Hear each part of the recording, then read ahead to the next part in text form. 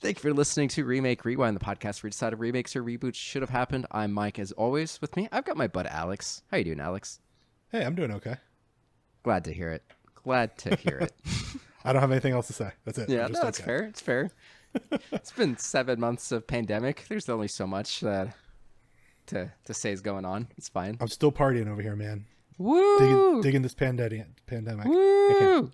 I can't talk. Why don't you tell our listeners what our podcast is about, what we're going to be talking about today?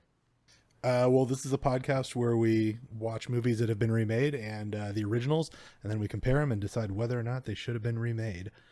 But mostly we just have a good time. Yeah. We have a lot of tangents. We have a lot of tangents. Our last episode was 90% tangents. Yeah, because Friday the 13th sucked.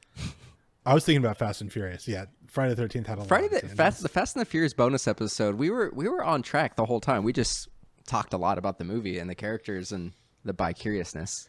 I kind of want to watch Hobbs and Shaw now that I'm thinking about it. Yeah, kind of complete it. I feel you, dog. Yeah, like, it's not going to be worse than Friday the 13th, so. No, definitely not. But what are we going to be talking about on this particular episode? Today we watched both versions of House of Wax from 1953 with Vincent Price and the 2005 one with Paris Hilton. Yep. Because those are and Jared Padalecki, which 2 movies back to back with Jared Padalecki. We love Jared Padalecki, and Jared Padalecki loves bad horror movies. Yep, that's like kind of his wheelhouse. Have you seen either of these before? I saw the original when it came out. I have not seen it since, and I've never seen. You saw the original when it came out? When it came out, I saw the remake when it came out, and I haven't seen it since. I've not seen the original before. I had only seen parts of the 2005 because it came out when I worked at the movie theater, but I had no desire to watch it. I'm surprised you haven't seen it. I'm not. I mean, I said it during the Friday the 13th episode. I'm not super into like slasher films. And then when my parents rented it, I think I was working. Like they were like, "Oh, we'll wait till you get home." I'm like, "Nah, it's fine. Just watch it." But I think I came home right at the part where Paris Hilton dies because I remember seeing that. But I had not seen either of these, and I was kind of excited to see that the original was a Vincent Price film because he's weird, but his movies are always fun. And also 1953, like this is an old fucking movie. Yeah. I have to check my notes, but Psycho was 67, right? Or 70? No, 60 something. No, Psycho was earlier than the 70s. Yeah, but it was after 53. I think it was 68. Psycho is 1960. Oh, 60. Wow. Okay. I did not think it was that late. Okay. Yeah, so this movie has 7 years on Psycho, which I think is pretty cool because it has a lot of... It's more of a horror, more of like a modern horror than you'd expect pre-Psycho. Yeah, sure. And it had some elements of a slasher too. And actually, we could talk about this a little bit later on. The old one had different elements of a slasher than the new one, but the new one feels a lot more like a modern slasher, but it didn't need to be. No, I agree with that entirely. It was funny the whole time I was watching the original, and I'll let you do the elevator pitch for it in a second. But we covered The Last Man on Earth not too long ago, just a month or two ago, and that also had Vincent Price. And I didn't know this had Vincent Price in it until I rented it and hit play, and I saw his name. I was like, oh shit, this is either going to be amazing or this is going to be absolutely terrible. And he pops up and like, this is a movie where he's killing things again, but he had much stiffer wrists this time than when he was killing the vampires in Last Man on Earth. Yeah, that's right. It's all rubber wristed. Yeah. But why don't you tell us what this movie's about? So the original is about 2 business partners, Vincent Price and whoever this other chap is. And Vincent Price is a sculptor, works with wax and makes wax figurines like Madame Tussauds or something, and he's very into his craft. This is an elevator pitch. I'm taking way too long. You're almost done. You're just speed it up now. That's it. Like I'm the executive. I'm getting a little annoyed, but I'm kind of interested. But you've got a couple more floors. Go. his business partner isn't interested in the business or in the artistic part of it at all. Just interested in the business, and decides to divest his portion of their business together. But instead of drawing something up or waiting to sell the business or whatever, he decides to just burn it down, leaving Vincent Price for dead. And I feel like I'm doing a terrible job. I lost my train of thought. You want me to just finish it? No, I think I'll just start it again, and you can cut all this out. No. Hey, I tell you to leave stuff in all the time, and I know you cut it out. I leave most of the stuff you say to leave in, but okay. Well, now I feel like it's funny. Now you probably should leave all this in. No, don't. I hate it. Just finish it, bud. Vincent Price and his business partner own a wax museum, and his partner decides, instead of waiting to sell his part of the company, to just burn it down with Vincent Price inside. Vincent Price, what? No, it's just going, oh, that's terrible. Yeah, it's a very sad thing. It's a terrible thing. It's very sad. Oh God. Burn his business down. I'm kind of enjoying like stalling and making you squirm a little bit now. It's fine.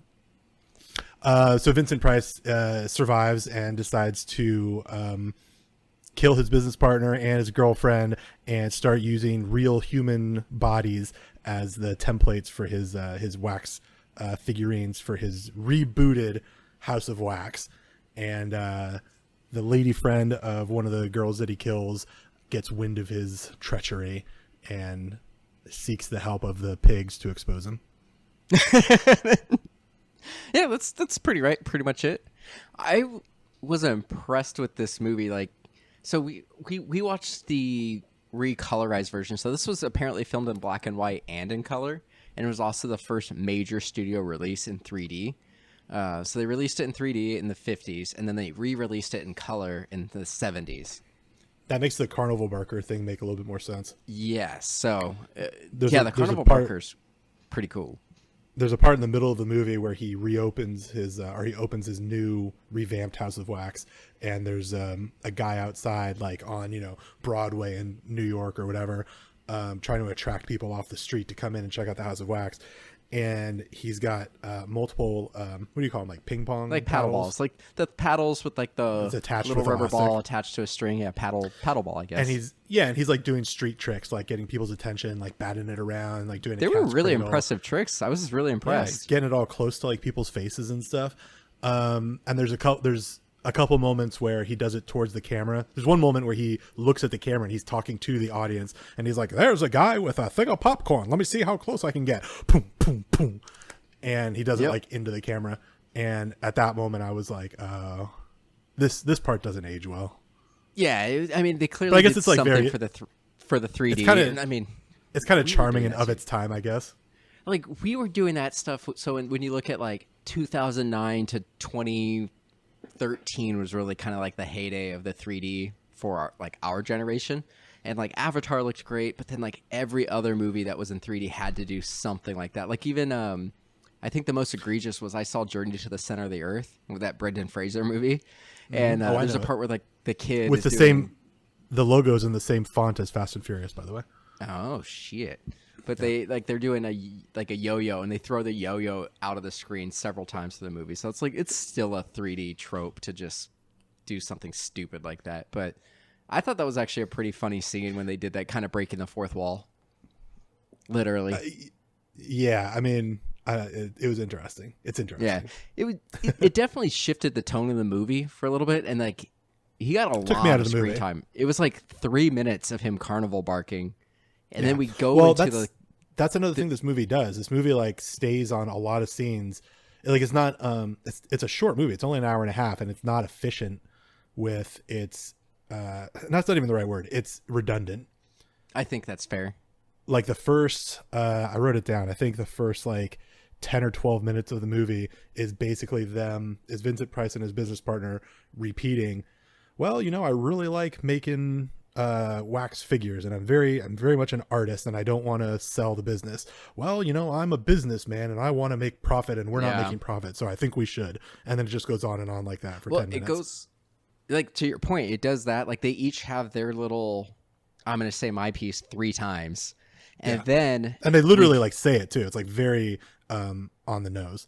Yeah. And so then what ends up happening is Vincent Price is like, hey, bud, I understand that you want out. I actually have a friend who has like an art critic slash art connoisseur slash art funder. Not patron. funder, a patron of the arts. arts who's actually very interested in possibly buying your stake. Like, I'm going to meet this guy. And then he has the same exact conversation that he had with his business partner with that guy. So he gives him the whole tour and talks about like, I hand pluck every single hair onto these people, like talking about like the process.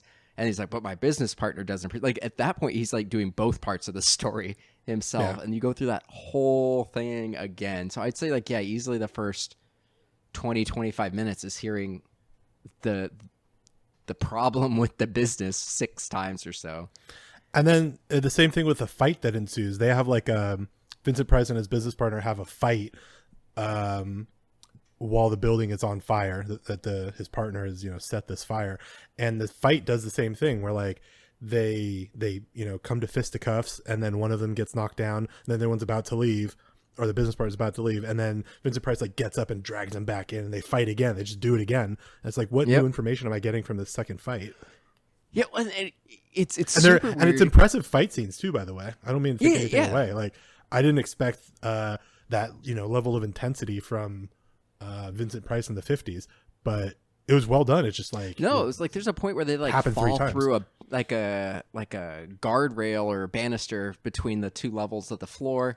They're breaking set pieces. They actually like lit this place on fire. In fact, it was so bad that the fire department actually had to come, and they barely got out before it collapsed. So like this was a super dangerous set. Like they set the fire in like 3 strategic places thinking it would be safe, and then it wasn't safe, and it like collapsed. So like this was like actually an out of control fire at a certain point, which is terrifying. They would have been in a lot of trouble today.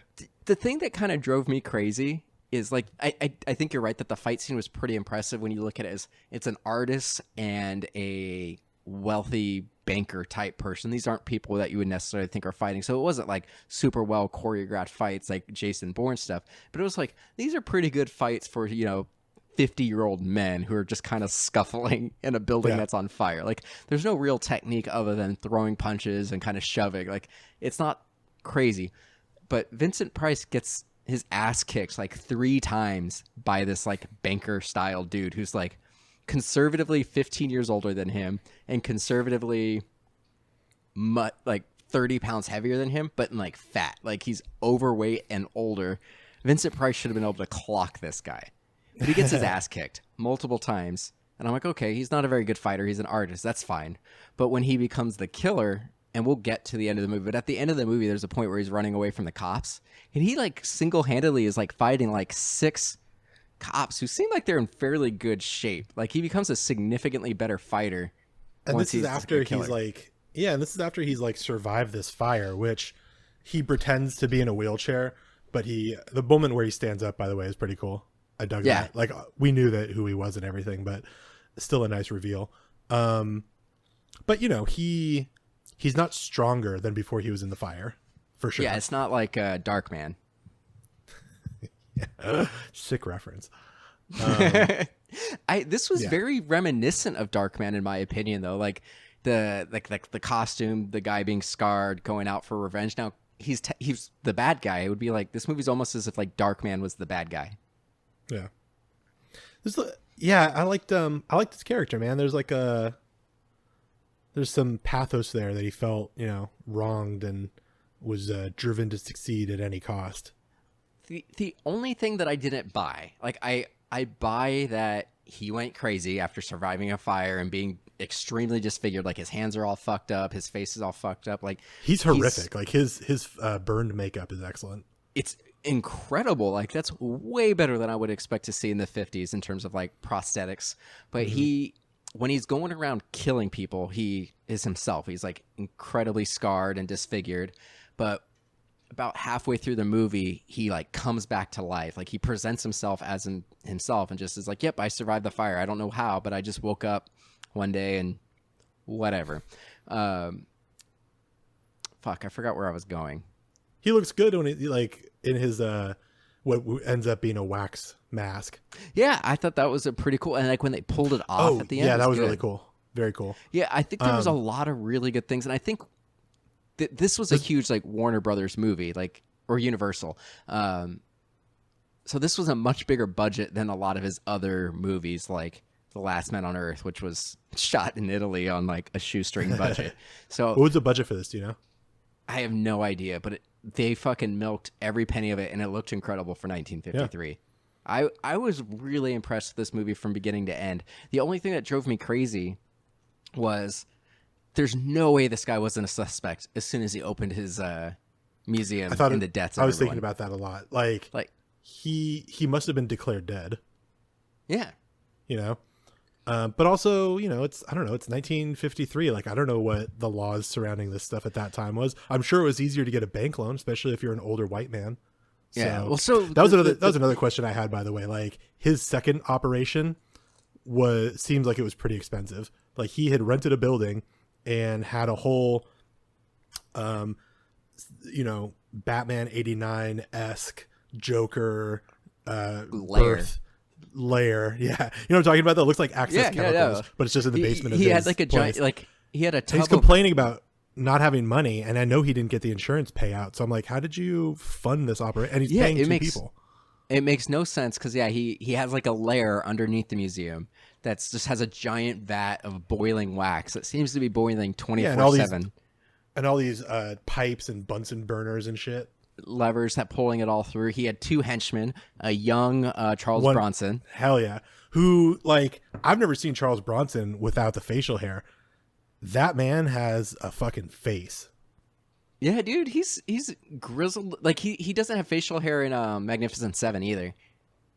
In the original one. Yeah, you know, I'm embarrassed to say I haven't seen the original one. It's really good. It's after spooky definitely season, one of the better I'm gonna westerns. watch it.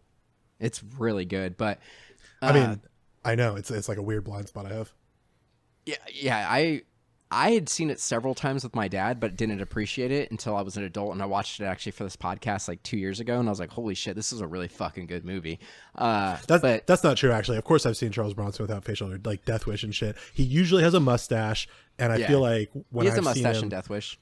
He has like creases and wrinkles in his face that look like an extra, like facial hair, like an extra thing. I think what I mean is it's weird to see him young and like smooth faced.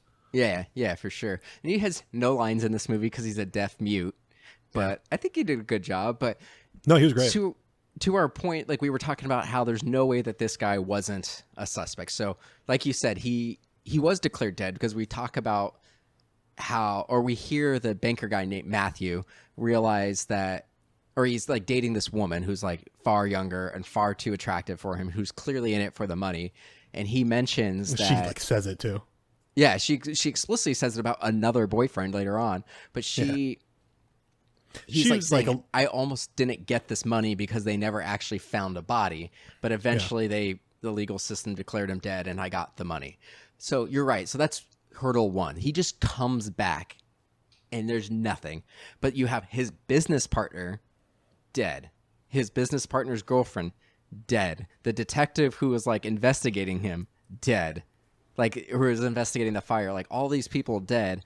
And then he actually recreates the quote unquote suicide. He killed his business partner and then made it look like a suicide by throwing his body down an elevator shaft attached to a rope to make it look like he hung himself. But he recreates that scene in his museum and has the dead body hanging that's just covered in wax. Like, there's no body fucking way the cops missing from the morgue. And the only way that they can kind of justify it doesn't the cop say something along the lines that of he did ask for crime scene photos? I think which is cop still super suspicious. Yeah, and I think the cop even says something like, "Oh, this guy's like got, you know, a detail that we missed or something." Yeah, so that detail they missed was Sue Allen, who's she comes in about 30-40% into this movie, and she kind of becomes the protagonist of the movie. This is the roommate of the girlfriend of the business partner. Correct. So we get introduced to her where the roommate or the business partner's girlfriend, like he's been dead for a couple of weeks. She's already moved on, is dating some wealthy guy. And she's talking about like, oh, if I play this right, he'll give me money at the end of the night. I'll help you pay your rent. And I'm going to marry this guy because he's rich. Is that how that works? Yeah. You just give a girl money at the end of a date? Yeah, I guess so. I don't know, but that's where it's we okay. get it. It's okay if she's a prostitute, but like, yeah, it's a little weird. no, but that's you don't just give somebody money at the end of a date. Like, yeah, oh, this is a good date, sugar. Here's a peck on the cheek and a 20. Don't spend it all in one place. Yeah, it's weird. But she's just like, I'll help you pay your rent, and then like their landlord. This is like the classic situation where it's a house that like a boarding house with that a woman, an older woman would just rent a bunch of younger women bedrooms. No boys allowed. No boys allowed. Curfew. No lewd behavior. So she's behind on her rent because she doesn't have a job. I don't remember what the actual reason was, but that's our introduction to her. Well, she is supposed to go get the money from the friend. Like the landlady was like, hey, where's my fucking rent? I'm going to kick you out right now. She's like, oh, so-and-so is going to give me, her name was Kathy. She's like, Kathy's going to give me money. She's like, well, go get it because Kathy's home. Goes up and she like catches, his name is Jared, Vincent Price's character, like in the act of killing Kathy. Like he just finished killing her. And this guy ends up pursuing her across New York. Is this New York? Yeah. I assume it's New York. Okay. He just like pursues her for a while. And then she just ends up at this guy's house. And there's like nobody in the streets, right? Yeah. So she ends up at this guy's house, Scott, who this is our first introduction. She just goes to this guy and he ends up becoming like her boyfriend. And several weeks pass by. They're kind of boyfriend girlfriend, right? No, I think he has a girlfriend, but he's like, she's the friend of the girlfriend. Is she? Their relationship was super weird. I couldn't figure it out. I felt like she was friends with his girlfriend, and so the guy felt like he just needed to like take care of her. Yeah, but they were going to like all these the museum opening or the. I think that's just like a thing, though. I don't know. I think you don't go like unaccompanied with back then. You didn't go to places with women that you weren't courting. Oh yeah, he like takes her to a burlesque, right? But yeah. But that wasn't like a romantic thing. He was like, you need to come out to a place like this and just unwind. I don't know. I think in 1953, didn't like men and women weren't really friends then. I don't know. I couldn't figure out what the relationship is. But you're right. When she goes and knocks on the door and he answers, there is another woman there. Yeah, and that's like definitely his wife. You or think his so? Girlfriend or whatever. I'm pretty sure. I don't know. I wasn't clear what it is, but. Yeah. Then, like, we fast forward a couple weeks, this museum's open, and we get the big reveal that their body's there. And so there's already, like, 3 bodies. Some of the cops even go, doesn't this kind of look like that detective who went missing?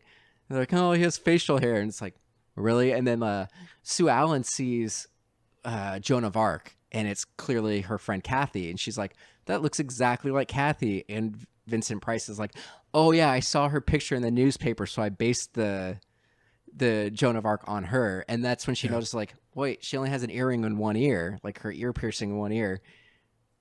Why would you do that with the wax museum? Would you even be able to see that in a photo? And that's what causes the cops to start to look at it, but they're kind of like, you're crazy, lady. So this raises a question for me that I have for both movies. Mm-hmm. The conceit in both of these movies is that the killer is taking real bodies and covering using them in wax. And covering them in wax, using them as, sort of a base, like I guess like sculptors will use like a styrofoam mannequin or whatever, a base. Mm-hmm. Yeah. And then cover it with wax, blah, blah, blah. But these are people that are like they already have skin and like features and all this stuff. So like this dude covered Kathy's body in wax and then recreated her skin and all the features of her skin on top of her skin. I see. Which I think would make her like thicker too. I mean, not like, a fat person, but like the way I look at it, and I think the newer movie does a better job of illustrating this, is that it's a very thin, like you just get it lower, like the wax is so hot that it kind of melts into the skin and fills the pores and everything. So you're really just smoothing it out. So it's a really thin layer of wax is the way I think of it. I mean, listen, there's no right answer because it's a dumb idea, Yeah. which I thoroughly enjoyed in both movies, but like realistically, this is stupid. But like, just to argue with you, in the remake, Jared Padalecki is like frozen in place Yeah. because the wax is so Well, I think they paralyzed is like him encased. because they injected him with something. So I think he was paralyzed. Yeah, but like, And if you may even be but he was proving my still being point. held upright. If you're paralyzed, then you're like a rag doll. Unless it's like rigor mortis kind of paralyzation. But he wasn't in rigor mortis. He was alive when he got half his face. That's what I'm saying. off. But like, you have to consider he was injected with something. Mm-hmm. So I would say two things. Either he's injected with something that paralyzes him in that position, and then also to kind of maybe prove my point a little bit is maybe that the wax got into because it was melted at such a high temperature, got into the pores, Sure. got under the skin, melted, fused to his musculature. I don't know. Made him So too then, stiff to like, move.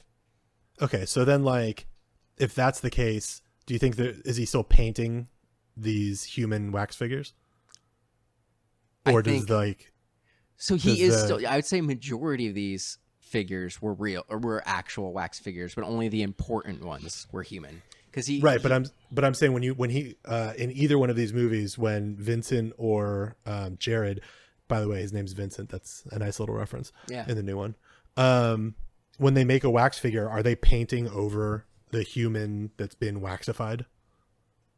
Like, are they giving them, rosy cheeks and that kind of I stuff? think a little bit.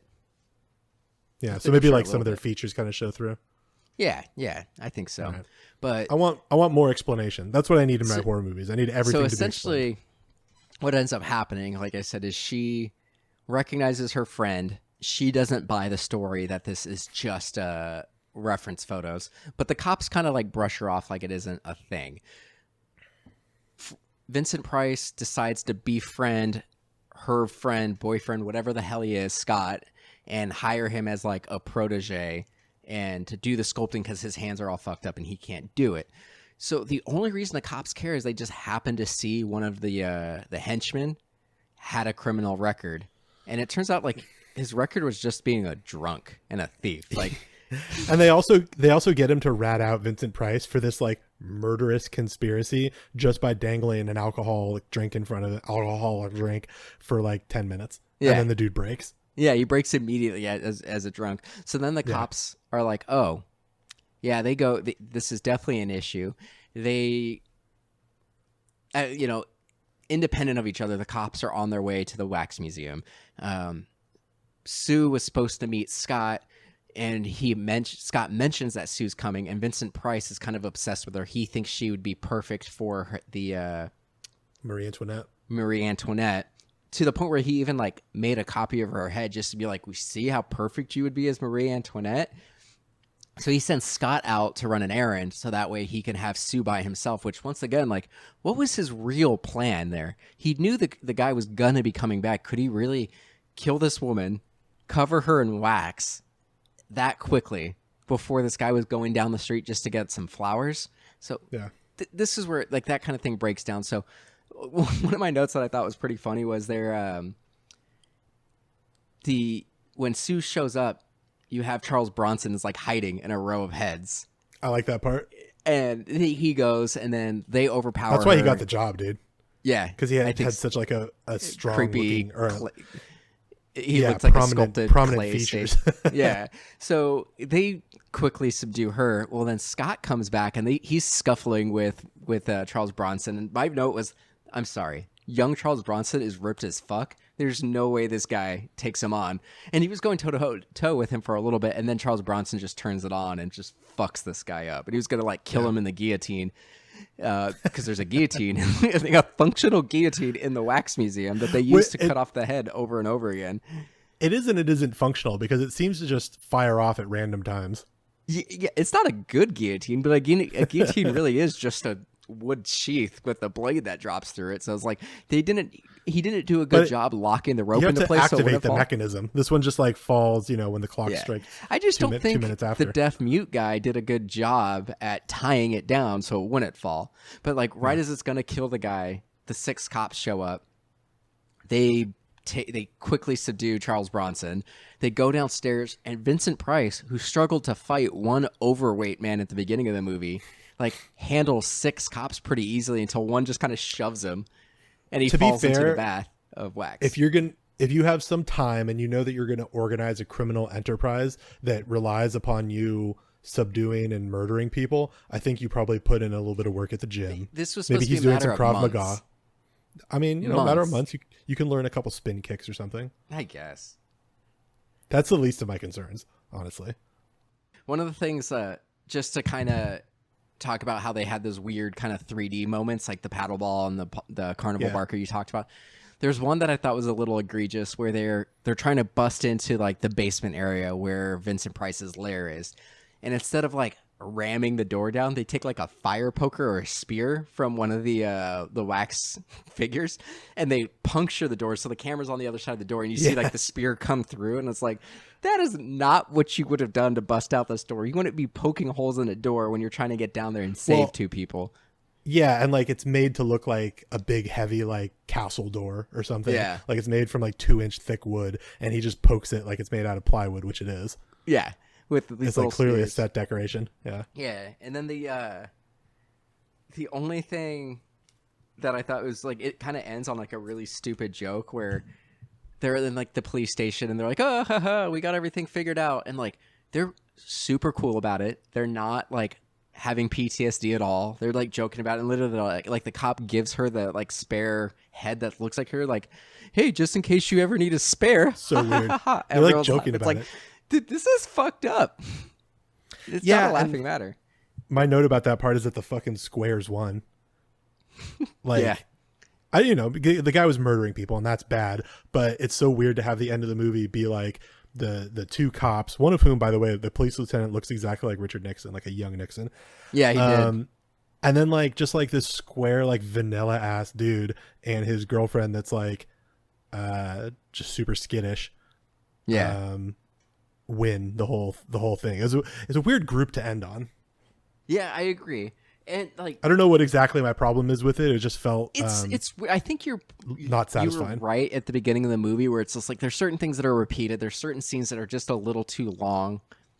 It's like you said, this movie's only 88 minutes. It's not a long movie, and there's not a lot of plot. Like it's a good 20 minutes of the house burning down, and then it's like quickly like, oh, now the museum's open.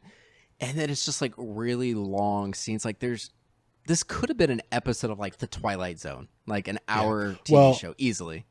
I feel like that's probably what it was. It was probably an idea that somebody had for, an episode of TV for something much shorter.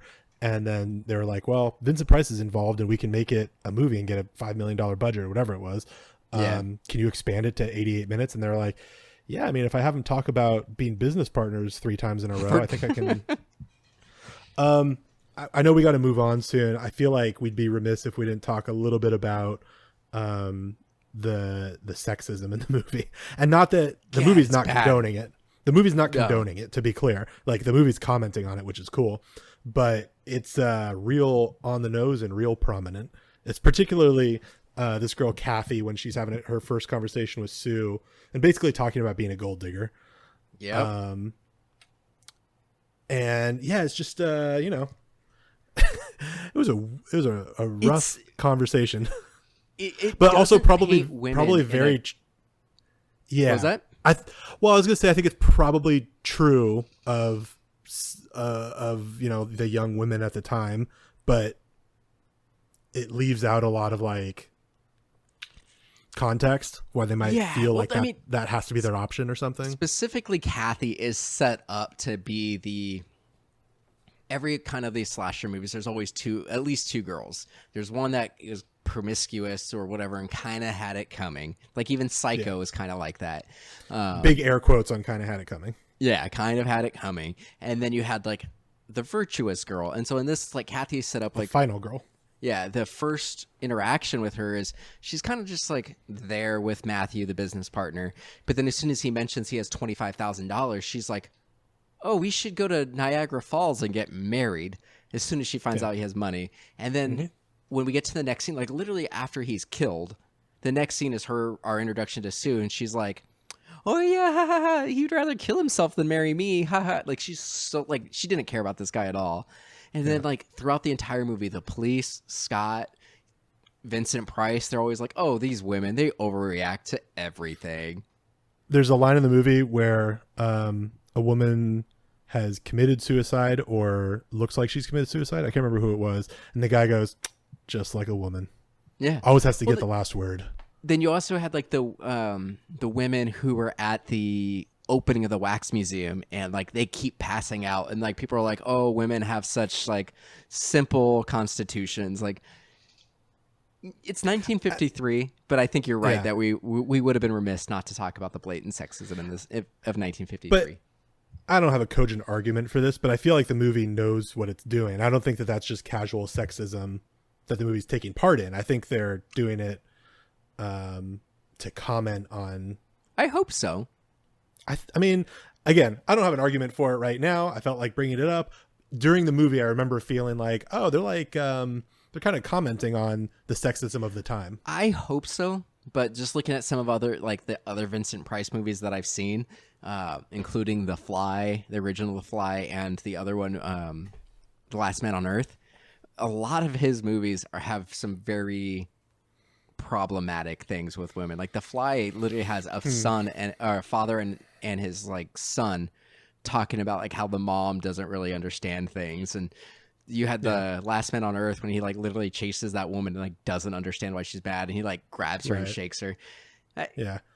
Well, so that context, might be. But go. That being said, I actually enjoyed this movie for what it's worth. I thought it was a little creepy, I had a good time with little it. Spooky for 1953. Yeah, no, I enjoyed it. I think my only complaints were some of the like the things that took me out of it that we talked about earlier, like just the wax and the carnival barker, super minor things. I think that's fair though. And it ran a little slow and a little long, but I also think that's like of the time. Yeah, it didn't take me out of it. It's a very like hangouty movie. Like I could go to the kitchen and make myself a little snack and probably not going to miss anything. Yeah, I had a good time with it though. I was really entertained. It was a lot better than I thought it was going to be. Yeah, even though Vincent Price is a sexist prick. Yeah. That's a little joke. Tommy, how's the peeping? Tommy, how's the peeping? Tommy. So what have you been up to, bud? I'm glad you asked. I've been trying to watch more horror movies during October and not doing a great job of it. But I watched that was an ambitious plan. I remember you saying you were going to do like one a day. Well, back in 2014 when I was still in college, you just said that we shouldn't let this run long. And I'm like, back in 2014, let me tell you a story. It starts 6 years ago. In 2014, I made a not a promise. What do you call it? I made a little bet with myself to watch a movie a day, and I kept it up until like September. So that year I watched, 200 something movies. Wow. Yeah, which is like really cool. I was in school and had a lot more free time. But it's something that, I like to challenge myself to every once in a while, not for a whole year. And I did it this month, and I've been really bad about watching horror movies this whole year because the world is a horror movie. It sucks. Like even honestly, even with our movies, the horror ones I've been putting off until Sunday or Monday. Yeah, that's fair. Because it just feels, it feels like not the kind of escapism I want, Yeah. Which totally bums me out, but it's also just like how I feel. So I have been trying to watch more horror movies during October, and not as many as I've wanted to, but I've gotten around to some. What have you got? So I watched The Car, which is pretty cool, which it feels like a precursor to Christine or something. Mm-hmm. Very fun. I watched Little Evil, which was kind of stupid. Is that the one with Adam Scott? Yeah. Yeah, and he has like a kid that's the son of the devil, and it's like or whatever. It's like scary movie, but taking itself a little bit more seriously. Not like in a pretentious way, but like it's trying to be a horror comedy, but it's just like, remember this from The Shining? Remember this from The Omen? Blah, blah, blah. Fire in the Sky, which was kind of fun. Not great. I haven't heard of that one. Alien abductions. It's about alien abductions, and it's kind of worth it just for the like 20-minute abduction scene at the end. The alien designs are really cool. Fast and Furious, Avengers, Endgame, because you gotta. I watched Poltergeist 2, The Other Side, which I was pleasantly surprised with. Not fantastic, but like pretty fun B-movie follow-up to fantastic Poltergeist. I watched the Mac and Me episode of Mystery Science Theater 3000, which I can recommend. That's fun. Mac and Me gets half a star. The Mystery Science Theater 3000 version of it gets 4 stars. Nice. And then the House of Wax movies. Nice. Yeah. I've been not watching as many movies, but I just been going deeper into my HBO Max thing and watching some TV shows because Katrina's been working. But I've got one episode left of how. I'm sorry. No. Are you? Go no, ahead. Me? You finish and I'll just start fresh. Yeah.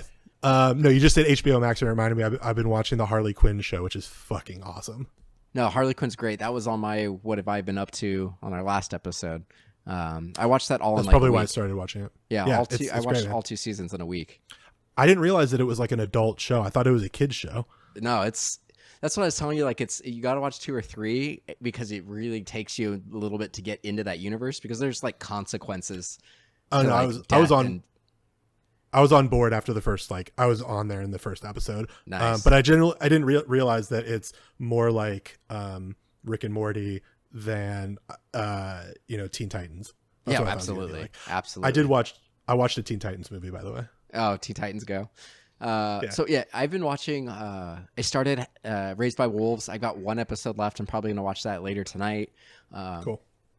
I'm on the. I think I talked about it the last episode. I'd only watched the first episode, but I almost caught up. I watched the entirety of Man Seeking Woman with Jay Baruchel.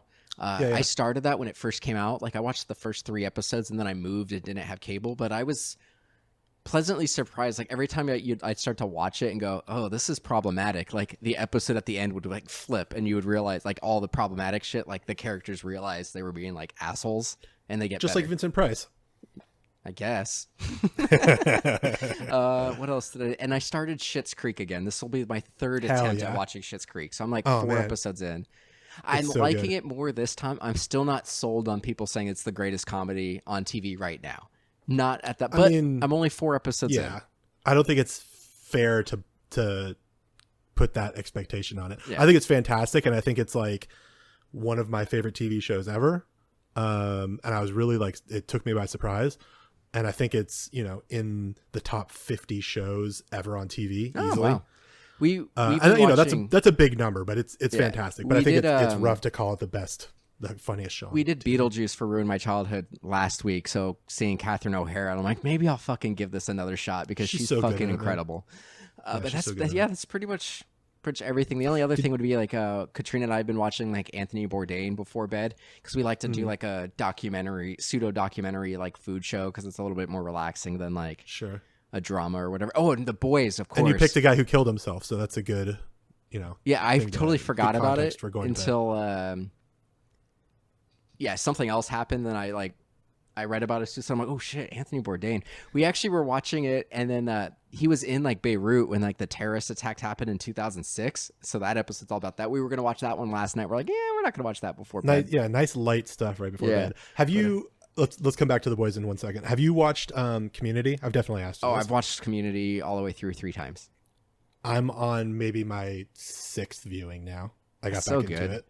I mean, not back into it. I'm watching it again because it's fantastic. It's such a good show. And you know what? The 4th season is the gas leak one, right? It's not that bad. It's not terrible. It's not as good as like the other seasons that Dan Harmon ran. But it's not terrible. It's not much. It's not bad. It's like 95% like what the other seasons are. Yeah, which like the other seasons are fantastic, and like especially I think 3 is my favorite season. I'd say like if all the other seasons are an A, that season's like an A-. Like it's still an A. Yeah, and like the Yahoo season I really enjoy, but it's also very much a shell of the former show. I agree. So like when you think about that, having Donald Glover in season 4 is like, this like still feels like the same thing. It feels a little bit different, but we got most of the same elements. Yeah, I agree. Yeah. Boys Watch. Did you finish it? Fucking yeah, I did. Dude, so goddamn good. It's so good, and I can't wait for season 3. It's so... This season...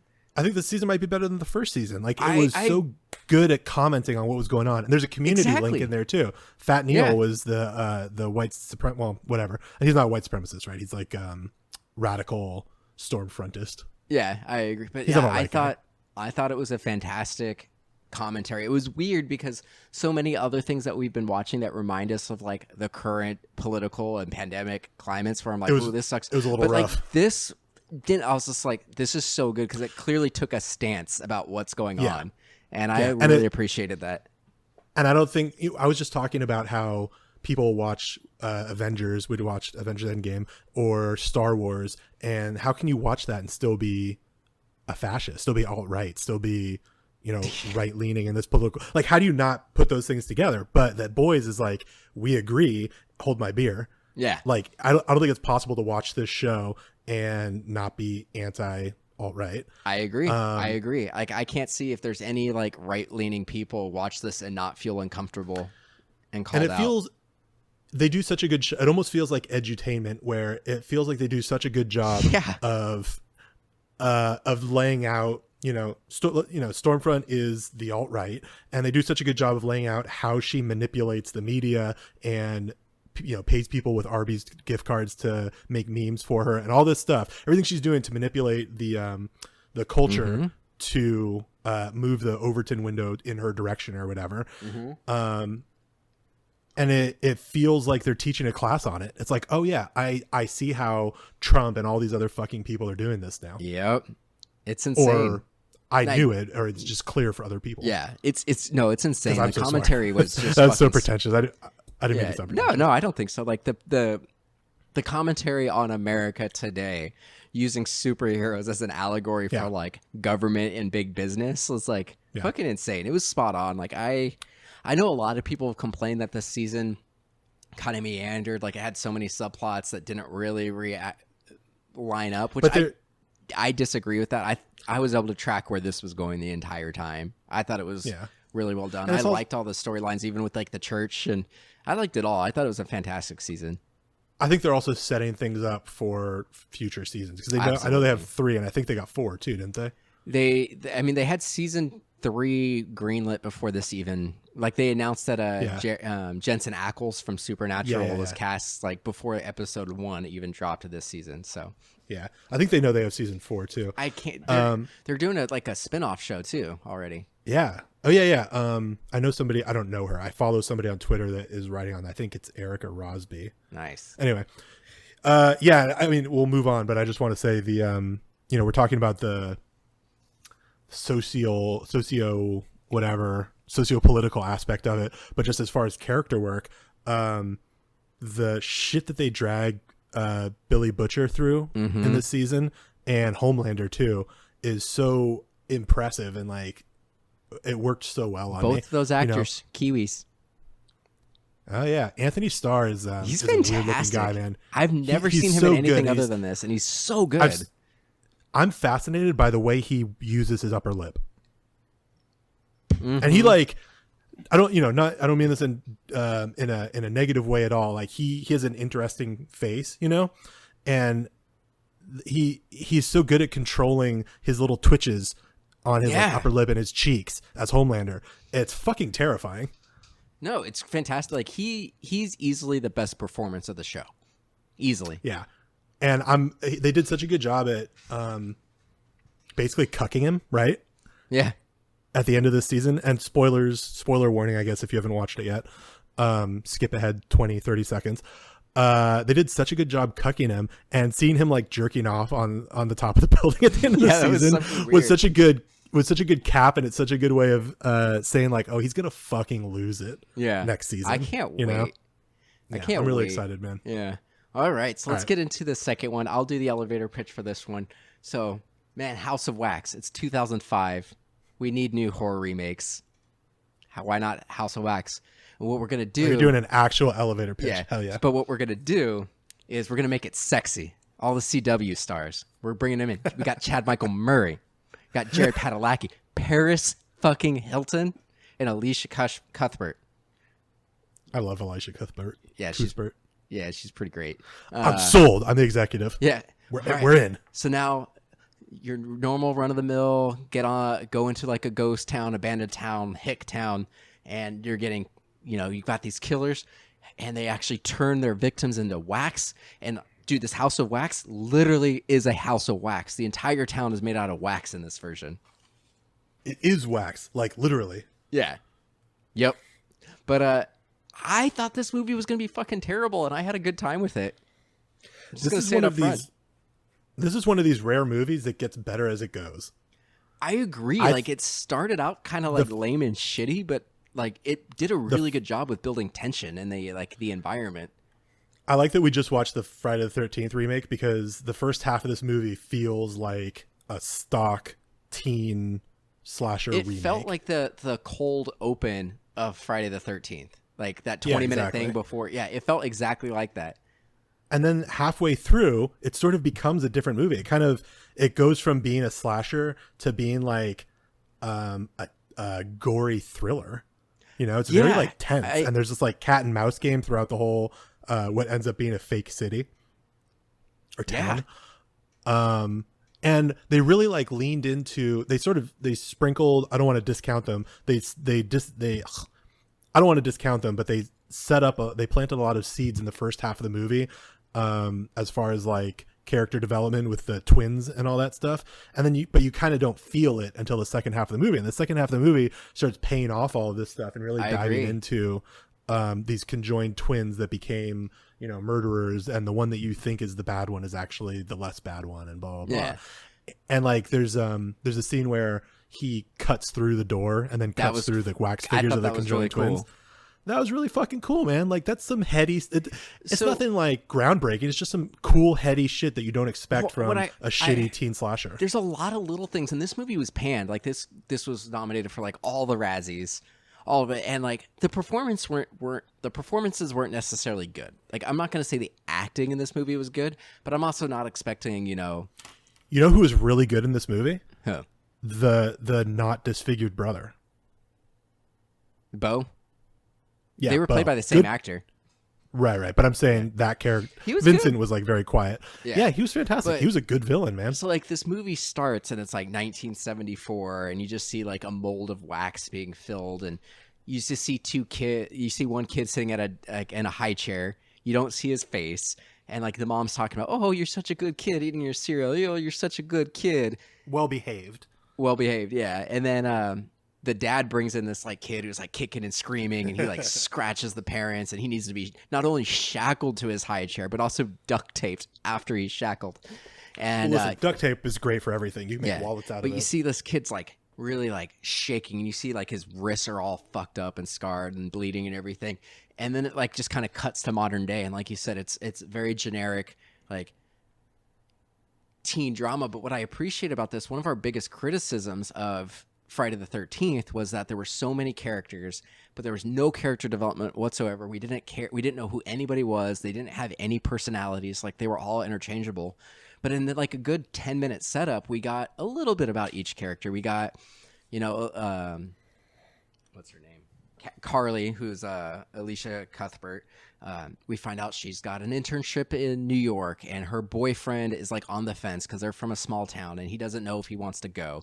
Paris Hilton is potentially pregnant, and she's like dating this guy who's like obsessed with his brand new truck. And like, while everybody else is hanging out, this guy's like fiddling with his truck. And then you've got the troublesome brother played by Chad Michael Murray. His name was Nick. And then there's another guy walking around with a camera named Dalton. And I'm like, oh, that's his character trait. He's the guy with the camera, which was he's like the fucked up like party pal. He's the doofus. And then you got Jared Padalecki, who's set up to be like the country bumpkin, I'm a good dude boyfriend kind of thing. Like, you're thinking he's going to kind of have the same path as he did in Friday the 13th. I keep referring to Friday the 13th like that movie came out first, even though it was 4 years after this one, but we just happened to cover it first. Yeah. Well, I mean, it's good to refer to that because that movie is such a stock, heartless, modern, postmodern slasher. Mm-hmm. That's just like a facsimile of, it's what, third, fourth generation slasher at this point. So it's such a facsimile of all these well-worn tropes from 80s slashers and then the 90s ones with Scream and everything. And it's interesting to talk about this movie in relation to that, because this group, we talked about Cabin in the Woods in the Friday the 13th one, right? Very little. So Cabin in the Woods is, if you haven't seen it, fucking see it. It's a send up of modern horror. It's basically trying to do what Scream did in the 90s, but in sort of a different way. But it's just saying, hey, these are all well-worn tropes. We know everything that's going to happen. Let's do away with that and start doing some new stuff. I've talked a little bit too much about it already, but the movie's been out for 15 years, so I don't feel bad spoiling just it for fucking people, watch really. it. But a big part of that movie is setting up this group dynamic that is in almost every slasher with like very little variance. And Friday the 13th does it, and this movie does it really well, where you've got the I'm doing big air quotes, the party girl / slut, the jock guy who's also the token black guy, the party animal guy, and then the final girl and well, hold on. The final girl and her wholesome boyfriend. That's it. That's the 5. And then you can play with that a little bit. The bad boy is Chad Michael Murray, who's sort of the wild card here. And he ends up surviving with the final girl because he's basically an extension of her. Yeah, because they're twins. And that's the other dichotomy of this movie that I liked, is like the two people survive were twins and the two bad guys were twins. And they were opposite. And that's a cool thing that comes thing comes in halfway through the movie. It's like, twin there's some thought going into this. And what I really liked is they obviously spent the most time developing the character Nick and Carly, Chad Michael Murray and Alicia Cuthbert. But like there's a scene pretty early on when this didn't pay off, but like Chad Michael Murray's character was like, he's only kind of reluctantly there. Like he's the bad guy. He got arrested. He's out on bail and he's just kind of hanging out because somebody needs to keep an eye on him and keep him out of trouble. But he's like complaining like, oh, it's the cop's fault. It's your fault. You must have snitched on me. That's why I got caught. And she like calls him out like really quickly. Like, you got cut from the football team. It was the coach's fault. You got arrested for this. It was the cop's fault. You did this and it was so-and-so's fault. Like nothing's ever your fault. And it seemed real and it set up that dynamic. And he's like, oh, well, you're the good twin and I'm the evil twin. And I think in a lesser movie, and it's weird because I honestly thought this was going to be so shitty because this movie was designed to try to kick off Paris Hilton's movie career. Like she was the first person in. They built the cast around her. They had everybody do screen tests with her to make sure that they were going to do well for her, and she's not the main character. Hey, by the way, she was fine in this movie. She wasn't terrible. I wouldn't say she was good, but like she wasn't bad. I said she was fine. No, she was fine. I didn't think about it one way or the other. No, that's all I don't think she took away from the film at all. Oh. But we get these little things about each character, and then general plot where they're on their way to events. They're on their way to a football game. It's getting late. They decide to camp on the side of the road somewhere. You see a menacing person in a truck, but we don't see him. But it's the same thing in all these movies. There's a scary person from the small back country thing that startles them. I got something to say about that. But the only thing I didn't like about this movie is when they were camping, there was like a good 15-minute scene of them like partying, which whatever, that's fine. But it's like all shot on like the handheld camera from the party dude. I hated that. I made a note of that too. That was so crazy. 2005 is 6 years after Blair Witch, and in between there's a whole trend of found footage movies, and it feels like this movie was like, well, we got to do something with that. And then also I think that they were doing like a little One Night in Paris reference. They're trying to have a little fun with Paris Hilton's sex definitely tape. Yeah, I definitely think that's which was shot on a camcorder with night vision, because they do it a couple of different times with her. But essentially, one of the guys, one of the cars gets dismantled, so most of the group decides they're going to keep going on with the game. A fan belt gets cut. Yeah, so most of the crew decides, well, we're going to go to the game, and Carly and I forgot the boyfriend's name, Jared Padalecki. While you're looking that up, let me note that this is maybe 30 minutes into the movie, if that, maybe even like 20, 25, and there have been about 5 or 6 needle drops with modern, heavy. You had My Chemical Romance, Disturbed, stuff like that. Deftones. Dry Kill Logic, I think. Yeah. So they go, and Blake. No, not Blake. It doesn't matter. I'm just going to say Jared Padalecki because I can't. White Guy 3. Yeah. It's Wade. So the only other criticism I have of this movie, there's a point where Nick, the brother. only other one. For the most part, I liked this movie. Nick, the brother, says something about like Wade is somebody who's pretending to be something he's not. That never paid off. Like there was never like any reason why there's animosity between. It feels like they sacrificed his character development to get to the second half of the movie, and the second half is better than the first half, so it's kind of okay. But correct, yeah, you're right. But one thing that fucking killed me, that made me laugh so hard, is they were driving, and it was just before they pull off the road. Somebody like Dalton, who's like the party guy, but he's also kind of like the nerd they're all making fun of throughout. But he comments on Wade, Jared Padalecki's haircut.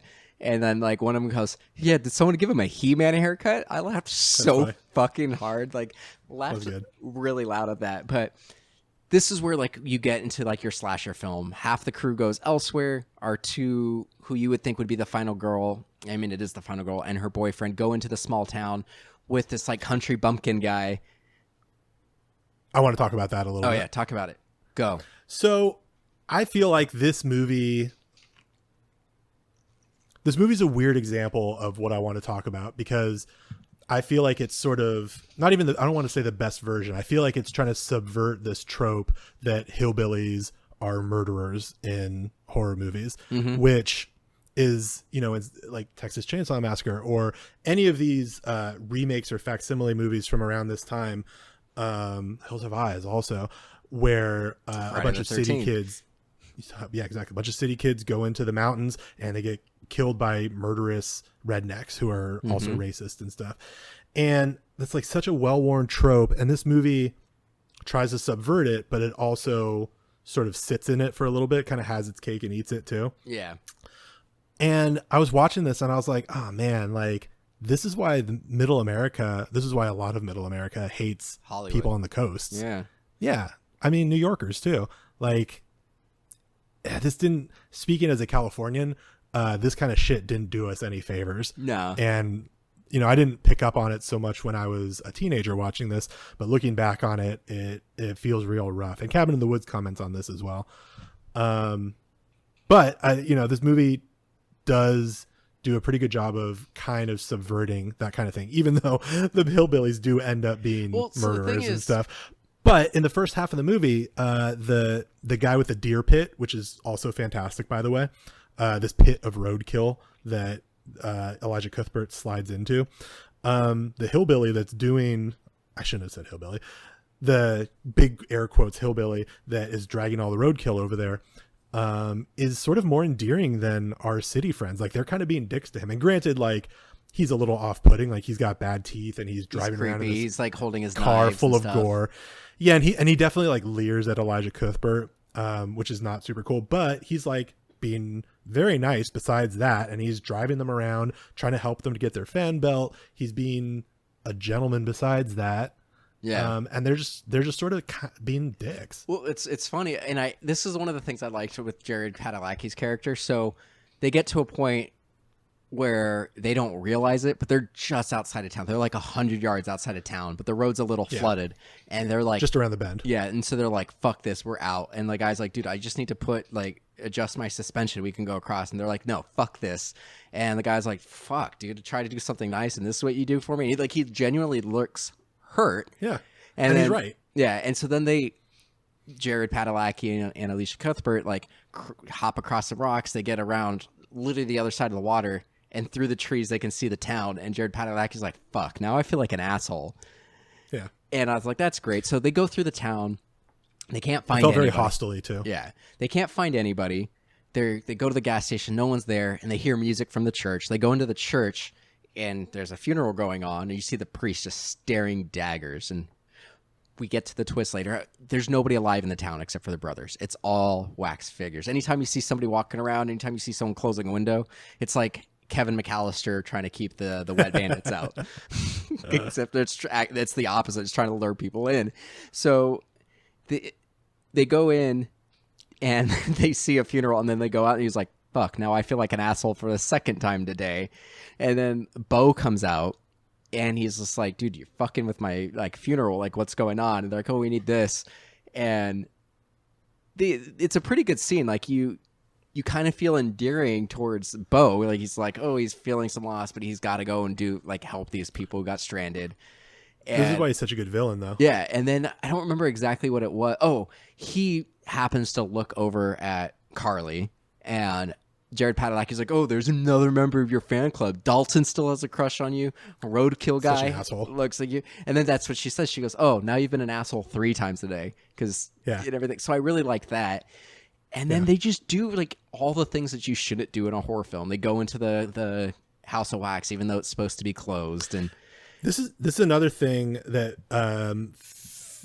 feels like they're shitty city kids. So they're just walking around this town, like letting themselves into multiple places. Like Yeah. I think 3 times in a row, like, oh, we'll just go into this church. Oh, okay, we'll just go into this the House of Wax, this like closed building, and look around and like touch shit.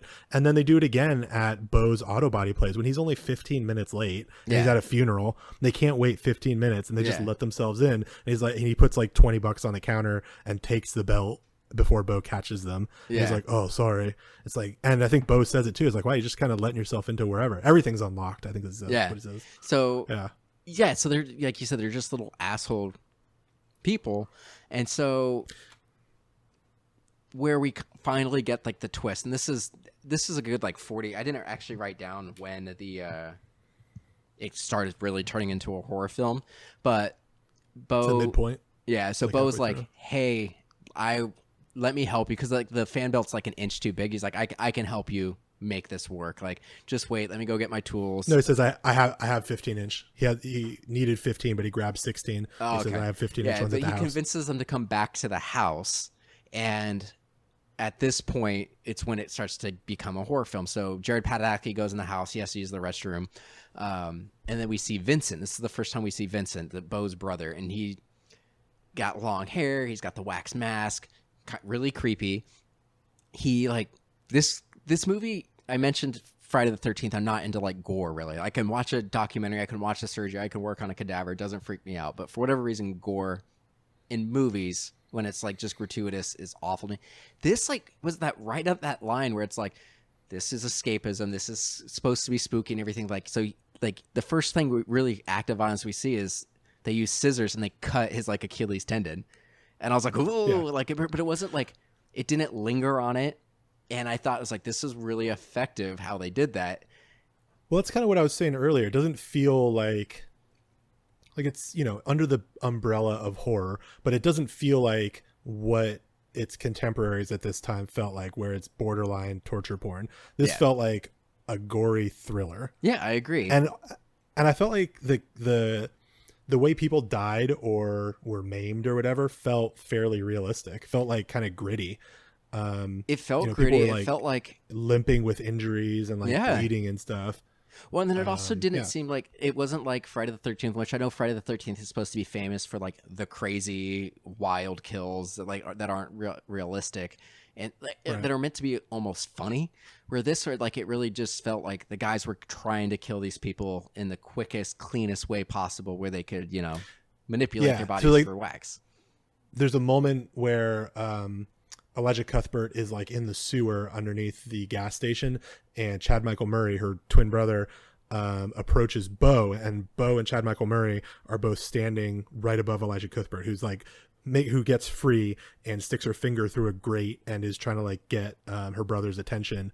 And she's like behind Bo. And this is kind of silly because she like turns her head away, which I don't really understand.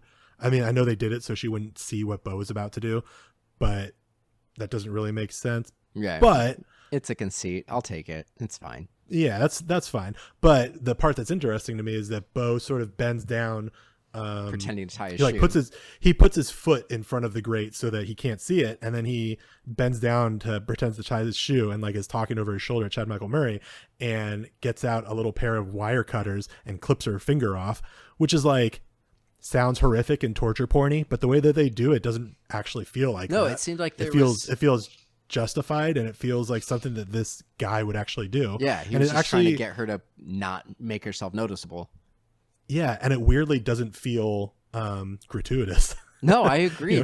She was sticking her finger out, and that's what she would do in that moment, because I think at that point her mouth was still her mouth was glued super glued shut. So that feels like a thing that she would do, and that feels like a way that he would punish her and get her to stop doing it. Yeah, I agree. I didn't think that was and it out was of line. scary. Yeah, So it was cool.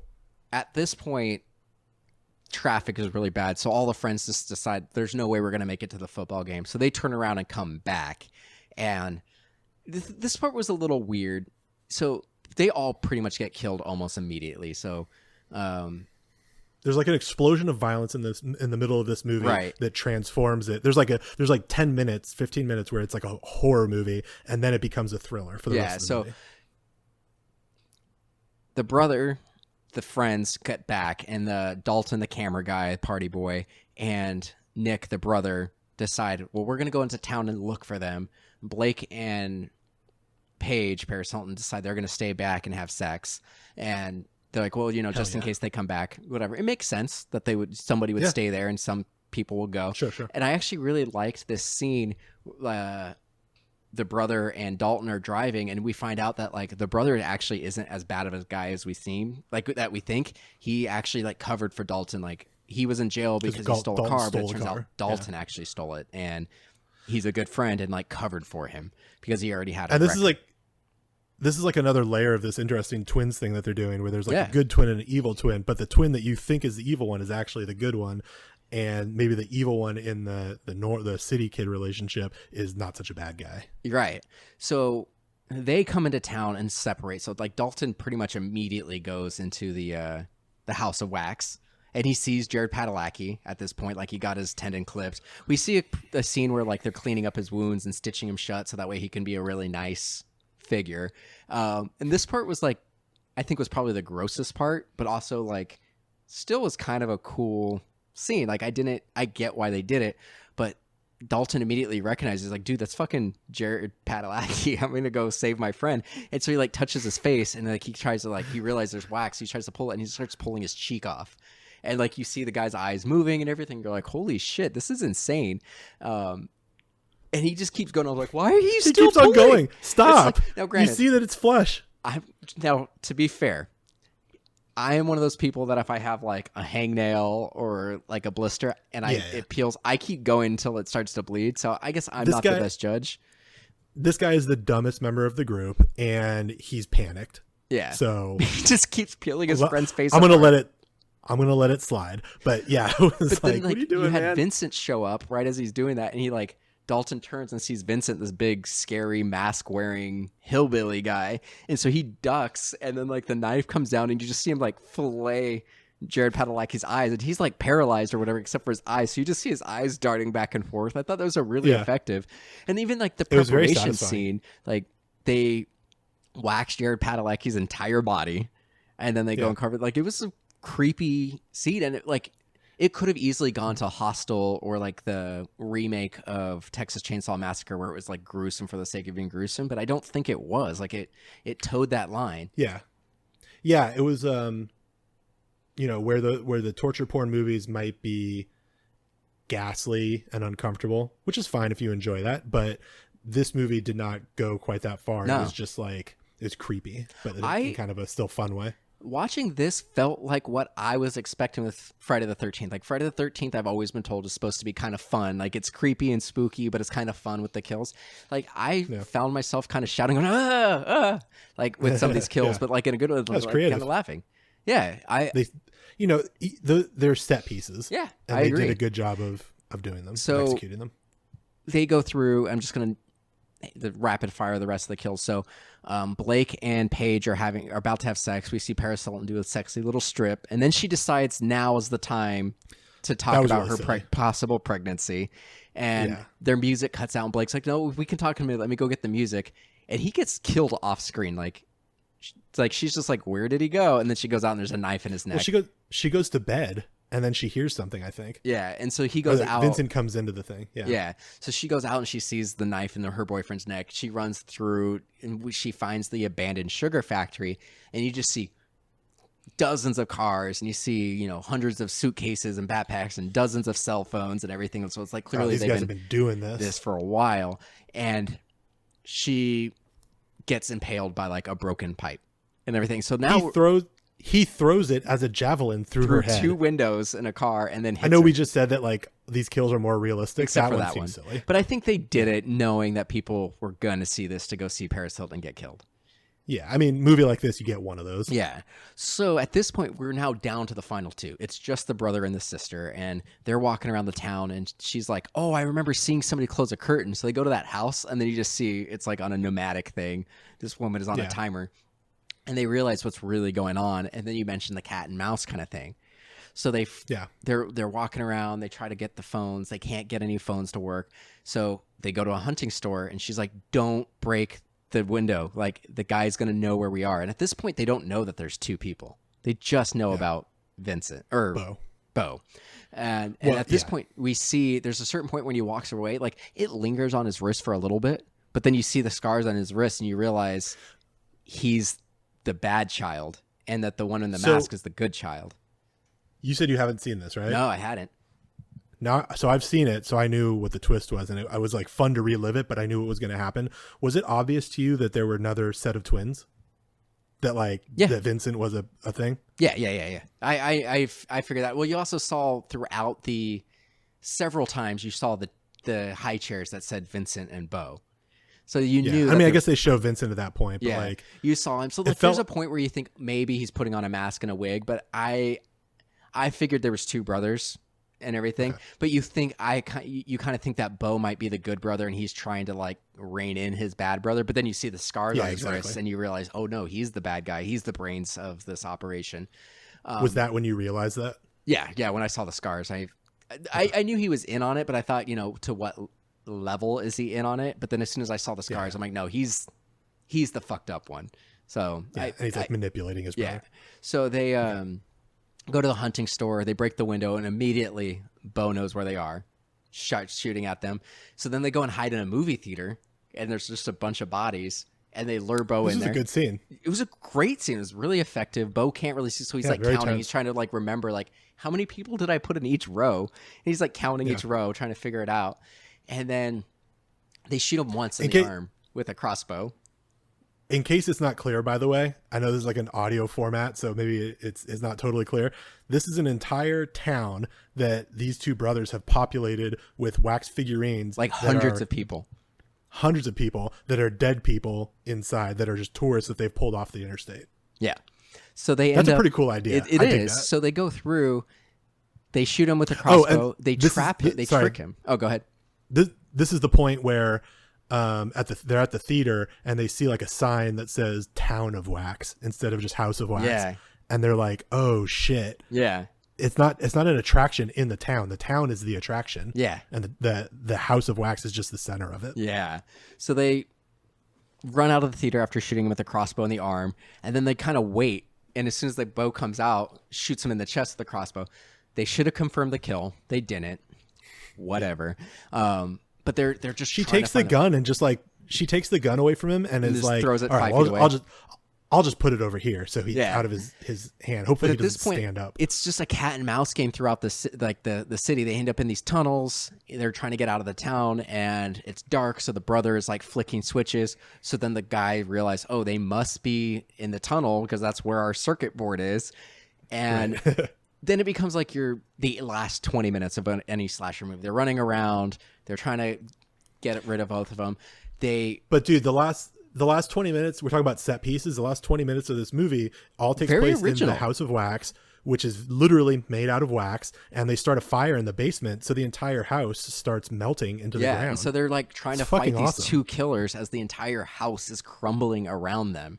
And like you said, you said it at the very beginning, but there's a point where they realize that they're brothers, the killers are brothers, and based off, I don't know how Carly knew, but she's like, oh, Bo must have manipulated you. You don't want to do this, because she heard him like talking about how the mother wants them to do this, and she's like, Bo is manipulating you. Like, you don't want to do this. Don't kill me.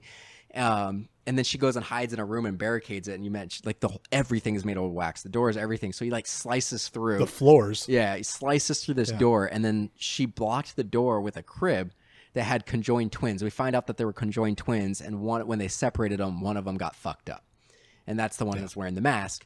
And so, like you said, he cuts through this door, and then she blocked it with the babies, and like it cuts down the middle and disconnects those babies, and through, they end up killing both of them. The house collapses. They get out. We see all the cops. The cops are like, we had no idea anyone was in this town.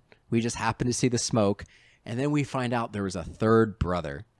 And it was clearly the roadkill guy. And I kind of appreciate it. We drive by him and he kind of smiles. He's sitting with, well, he has the dog that Vincent had with him. Yeah. Throughout the movie. The family dog. The family dog. And what I was like, that's a stupid twist. But it did bother me the whole movie. It's like, well, the guy said he'd been there. It had been a while, but he'd been there. There's no way he wouldn't have known that this town was like that. And I kind of forgot about it because he was gone for so long. It's like, oh, it's probably just a plot hole. And then it comes back. I'm like, you know what? They're just wrapping up loose ends. So I kind of appreciated it. No, I kind of dug it. And I like when horror movies like end on a blue note like that. Yeah. Also, I would have totally gone to see the sequel, Town of Wax, which should have been a thing. Honestly, like, I would have watched another one. This movie was good. And I think, yeah, I mean, not good, but it was a fun movie. It was fun. Yeah. It had good ideas. Yeah. And it felt like they were kind of setting up for a second one, and then it flopped, and they were like, "No, we're not doing that." I'd like to speak to one of the producers and see if that was an idea. Yeah. I bet it but was. when they pulled away that sign that said Town of Wax, and there's that reveal that the whole town was an attraction, I was like, yeah, dude, I want to see a sequel called Town of Wax. And I don't know how they would do it because the two brothers are dead, but I want to see them expand the scope of this thing, you know? And then maybe a third one that's like this State of Wax is exactly what a remake should be. Like, you have the general conceit that there's a killer staging people as wax figures in a wax museum, but it went a different route. Like, it just kind of took the loose idea and just ran a different direction. As I was watching this, I was thinking, this isn't really a remake, it's a reimagining. Yeah. Because it's not like you said, it takes a part of the general conceit of the movie and does something completely different with it. And it's like related in a couple ways, but it's not like telling the same story. It's definitely not telling the same story. It's not really telling it's not interpreting the themes in a new way or anything like that. It's just like killer does stuff, puts bodies and in, there were a lot of nods, like you pointed out, one of the brothers being named Vincent after Vincent Price. Also the fact that she tries to, like, you're the artist, you're the one who's good at this guy, he needs you to be able to do this kind of thing. Like, I liked about talking about the art, he's the businessman, you're the artist kind of thing. Like, the brother's disfigured, like Vincent Price was afterwards. It has the wax mask, but generally, like, this was a much better movie than I thought. Like, I went in with very low expectations, and I had a really good time watching this. This movie felt to me like a fun, original take on reimagining the original movie that studios had a big hand in. And they're like, hey, we need you to make this feel more like produced this? Both Have Eyes. Robert Zemeckis and Susan Downey. Yeah. It feels like there was some studio influence saying, hey, we need to sell this to the the remake crowd, to young teenagers that want to do this. And that's why the first half of it feels like a slasher. I agree. I felt like it was weird to reimagine it as a slasher, and it ends up working towards the end, but the first half of this movie I think drags down. I think you could easily edit overall. about 10 minutes out of this movie, make it a little tighter, and I think it would go for him. Like, I know this movie got bad reviews and everything, but I thoroughly enjoyed this. Like, I give it like a B in terms of like overall movie because of how much I enjoyed it and like the unique ideas. But I think with some clean editing, I think this could have easily gone into like A- territory. I also think this movie came out in 2005. I think it came out, if it comes out 5 years later, it gets a direct-to-video sequel easily. Yeah, absolutely. I think it just fell in a weird area where it was easier to forget about. Yeah, but I was very impressed with this. I think it set up a lot of good ideas. There were some things to think about, and I actually really recommend people watch this movie just for fun. It's a fun movie, I think. But yeah, I had a blast. Going through news. Oh, go ahead. Yeah, sorry. You can cut this out. I want to see if the director did anything else interesting. Okay, so here's another interesting thing. The director of this movie, I'm going to mispronounce his name. Jaume. It's spelled Jaume, Colette Serra. Also did Nonstop in the Commuter with Liam Neeson, which good for him. He got fucking paid. And then he also did Orphan and The Shallows, which cult classic modern horror movies. was Run All Night, which I think is another Liam Neeson movie. Liam Neeson. Liam Neeson, Joel Kinnaman. He did Jungle Cruise with The Rock, and he's doing Black Adam with The Rock. Interesting. That's a pretty diverse kind of portfolio. My dude's working. Yeah, good for him. This also feels like the filmography of a journeyman director who is good at a couple things, but will take I don't mean to make that sound shitty. I'm saying that the wrong way. He's a jack of all trades. Yeah. And studios look at him to get a thing done because they know that he can do a certain thing well. But, it's not an auteur. He's not going out there and saying, I want to make he's not Christopher Nolan, but he's a or Kubrick or whatever. Yeah, he's proficient at making films. Mm-hmm. Yeah, like Billy Ray or something. Yeah, he's solid. But I'm glad this dude's getting paid because I think there's a lot of good ideas in this movie. I thought so too.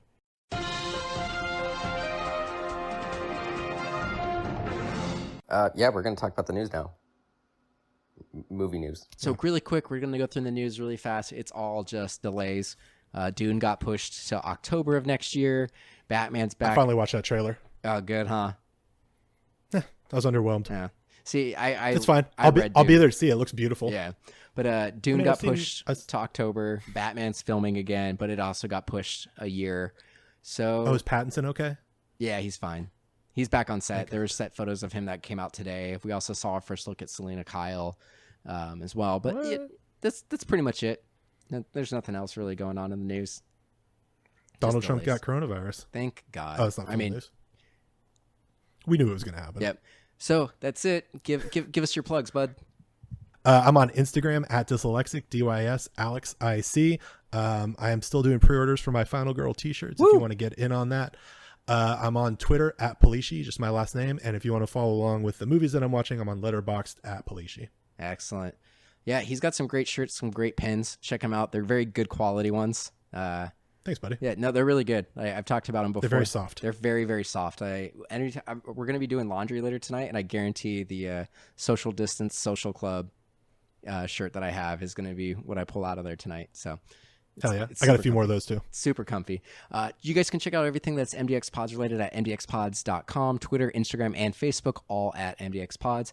If you want to support the show, you can go to patreon.com/MDXpods. Check out our other podcast, Ruin My Childhood, with me and my wife, Katrina, as hosts. And that's it. Thanks for listening. Yep. See you next time.